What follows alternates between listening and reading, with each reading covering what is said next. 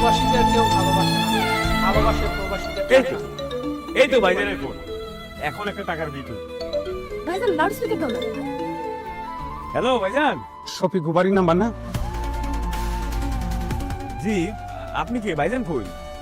ওই আমার নাম জালাল। আমি আপনাকে শফিকের লগে এক লগে কাজ করি। ওই যে শফিক আজকে যে ওই কয়লার খনিতে কাম করতে নাম ছিল না, ওই কয়লার খনিতে বিস্ফোরণ হচ্ছে। বিস্ফোরণ হয়ে আপনাকে শফিক মারা গেছে। কি করেন? কি কইতেছেন আপনি? আপনার মাথা খারাপ হইছে? সে কই? সে তো আর নাই। কিছুক্ষণ আগে শফিকের লাশ উদ্ধার হয়েছে, তো ওইখান থেকে আমি আমার মোবাইলটা নিয়ে আপনাকে কল দিয়ে জানাইলাম। কিছু নিয়ম কানুন আছে, তো ওইগুলো সম্পূর্ণ হইলে আমরা যত তাড়াতাড়ি পারি লাশ দেশে পাঠাবো। আপনারা ওইদিকে প্রস্তুত থাকেন।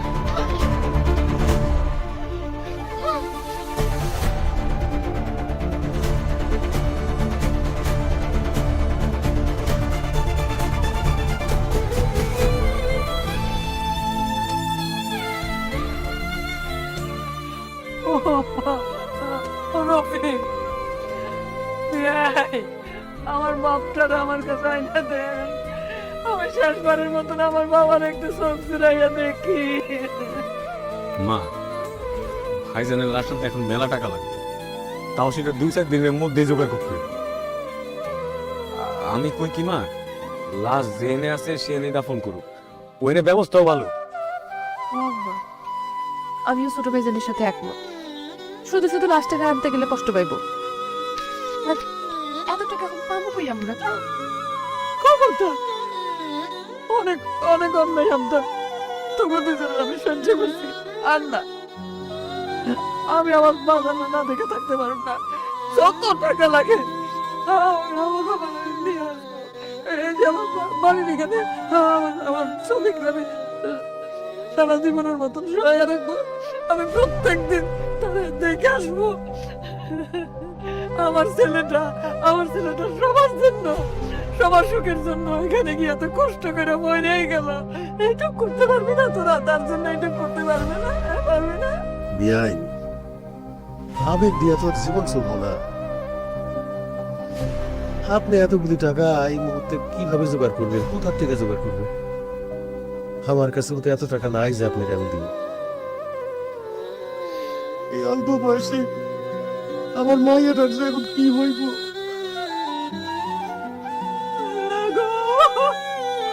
আমার সাথে কেন মনে হইল আল্লাহ? না, কারো কোনো কথা আমি শুনবো না। আমি ঠিকই ব্যবস্থা করবো। ওই যে বিলের ছবি টুক আছে না, ওইটা বেচে দিব। ওইটা বেচাও, এই টাকা দিয়ে আমার ছেলেরা আমি দেশে আনবো। আম্মা, বিদেশ যাওয়ার সময় ভাইজান জমি বন্ধক রেখে গেছে, এখন বাকি যতটুকু আছে সেটা যদি তুমি বেঁচে দাও তাহলে আমার রেখার ভবিষ্যতে কি হইব? আমরা একটু বোঝার চেষ্টা করো। আমি কই কি, জমি বেচা তুমি তো ভাইজানের লাশ পাইবা, কিন্তু ভাইজানের তো জীবিত পাইবা না, তাহলে জমি বেচে লাভ কি? আমি ওই জমি বেচতে দিব না। বুঝে গেছি, আমার আর কিচ্ছু বোঝানোর দরকার নাই। যা বোঝার আমি বুঝে গেছি। লাগবো না তো কারো জমি, কারো কোনো টাকা পয়সা আমার লাগবো না। আছে না আমার ভাগের জমিটুক আছে তো, ওটা তো আমার, ওটার মতো তো কারো হাত নাই। ওইটা বেঁচে দেবো। আমি টাকা দিলে তোকে করে নিয়ে দিতে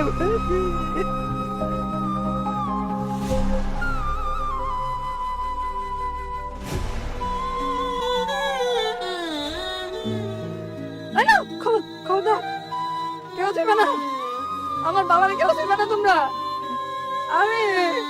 আমি আমার শেষ সম্বল বিক্রি করে আমার ছেলেরা আনছি। কেউ ছিল না, আমার ছেলে অনেক কষ্ট করতে, আমার বাবাটা কত কষ্ট করছে, আমার বুকের মালিকটা বিদেশে গিয়ে কত কষ্ট করছে।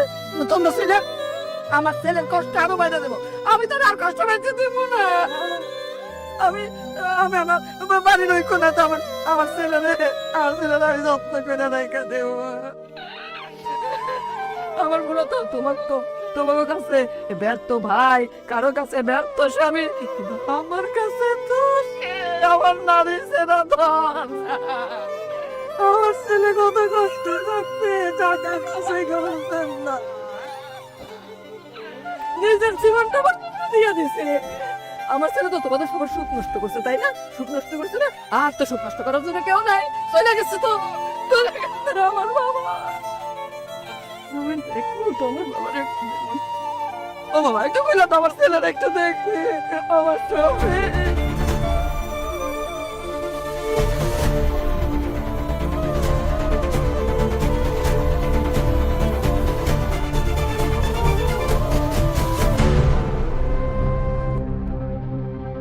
সবাই কই?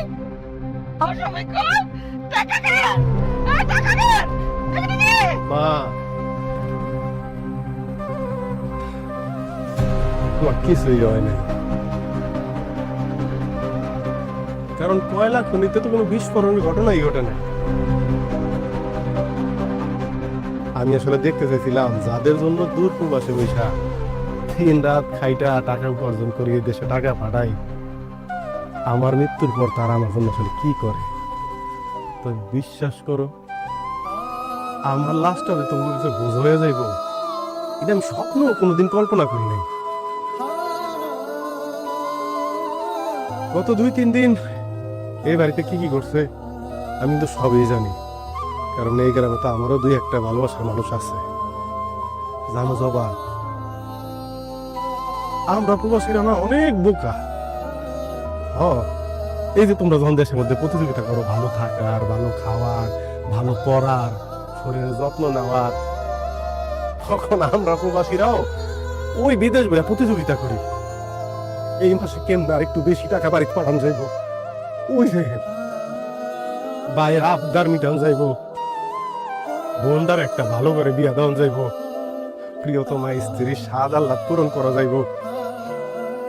মোট কথা পুরো পরিবারটার কেমনে সুখে রাখা যাইব, প্রত্যেকটা প্রবাসী বিদেশ বসে প্রতিযোগিতা করে। কিন্তু এই বোকা লোকগুলি বোঝে না যে দেশে রাইখা যাওয়া তার নিকট আত্মীয়দের মধ্যে অনেকেই আগরে ভালোবাসে শুধুমাত্র অর্থ আর স্বার্থের কারণে। অথচ এই মানুষটারে দেখো না, আরে মারে, কোনদিন জোরে একটা কথা কইতে আমি শুনি নাই। কিন্তু যখন তোমরা সবাই অস্বীকার করছো আমার লাশ আনবা না, তখন সিংহের মতো চিৎকার করে উঠবে, আমি আমার পোলারে আনবই, আমার 2টা বাড়ি সব বেচে হইলো আনবো। এবং সে কিন্তু তাই করছে। এই জন্যই মনে হয় কবি বলছিল, মা কথাটি ছোট্ট অতি, কিন্তু যেন ভাই মায়ের মতো মধুর নামটি ত্রিভুবনে নাই। যাই হোক, এত কিছু তো ওই টাকার জন্যই। এই যে টাকা আছে, কফিনে টাকা আছে, তোমরা সবাই এই টাকা নিজের মতো ভাগযোগ করে নিয়ে যাও। ওই জবা, তুমি একটা গলার হার চাইছিল না, আমি ওইটা নিয়ে আইছি। এটা মাসুদের দোকানের চেয়ে ভালো। এই সম্পত্তি তোমরা সব নিয়ে যাও, নিয়ে সুখে থাকো, কিন্তু আমি তোমাকে মারে দিব না, কারণ এই সম্পদের মূল্যায়ন তোমরা করতে পারবো না। মা যখন আমার পেটে ধরছে, সেই থেকে আমার মৃত্যুর খবর পাওয়া পর্যন্ত তার কিন্তু আমার প্রতি আদর, ভালোবাসা, মমতা বিন্দু পরিমাণ কমে নাই। কারণ কি জানো?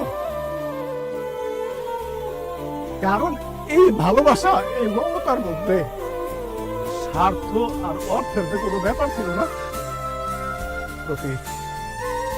আমার দুনিয়া সব সম্পদ নিয়ে যা ভাই, রাতে সব নিয়ে যা, কোনো দিন আমি তেমন এক কিছু পাবো না, কিন্তু মারে দিব না। মাগো, ও মা, তুমি আমার হয়ে থাকতে পারবে না? আল্লাহর কাছে লাখ লাখ শুকরিয়া, আমার বাবা ফিরাইছে। আমার বাবার আর কোনো জায়গায় যাইতে দিব না, কোনো জায়গায় না। ভাইয়া, বাইরে বলে মাফ করে দেবো ভাই। রফিক, ওর রফিক, পাগলামি করিস না, পাগলামি করিস না রে ভাই। ভাই, তোমার মতো কখনো ভাইবা দেখি না। জানো, প্রত্যেকটা প্রবাসী না এক একটা যোদ্ধা। তোমার যে সম্মান দেওয়ার কথা ছিল, লোভে পয়লা অন্ধ হয়ে গেছিলাম, তাই তোমার সেই সম্মান দিতে পারি নাই ভাই। ভাই, আমার মাফ করে দাও ভাই। ভাইজান ঠিকই কইছো, প্রত্যেকটা প্রবাসী একজন বীর, যারা শুধু পরিবার গঠনে না, দেশ গঠনেও অংশ রাখে। আর এই মানুষগুলো যে আমরা না বুঝে কষ্ট দিই, ভাইজান আর কখনো এরকম হইব না। আমি মাফ করে দাও, তুমি আমারও মাফ করে দাও। আমি আজকে থেকে সবাই জানাবো আমি একজন গর্বিত প্রবাসীর স্ত্রী। তারা সবসময় নিজেদের সুখ জানায় পরিবারের সদস্যদের মাঝে। বাবারে, আমি না যাই না অনেক বড় ভুল করে ফেলাইছি তোমার সাথে। আজকে তুমি আমার ভুলটা ভাঙ্গা দিছো রে বাবা। ছেলে হইয়া কি বাবারে মাফ করুন যায় না? কি যে কোন আব্বা, আপনি যদি আমার কাছে মাফ চান তাহলে আমি দুনিয়ায় থাকি। আপনি খালি আমার জন্য দোয়া করবেন।